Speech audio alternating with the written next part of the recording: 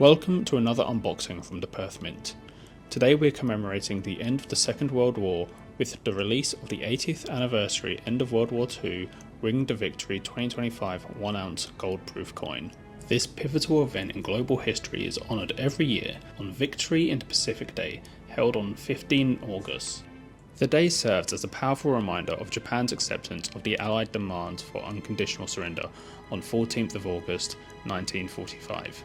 Inside the display case is a numbered certificate of authenticity and a stunning 99.99% pure gold coin, portraying a representation of Nike, the goddess of victory. Her muscular figure stands with feathered wings spread out in full glory. She clutches a sword in her right hand as a gesture of respect, and a palm wreath in her left hand signifying her role as the messenger of victory.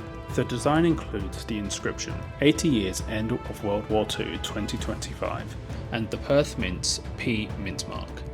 The coin is issued as an Australian legal tender and features the Dan Thorne effigy of His Majesty King Charles III on the obverse, as well as the weight, purity, and the monetary denomination.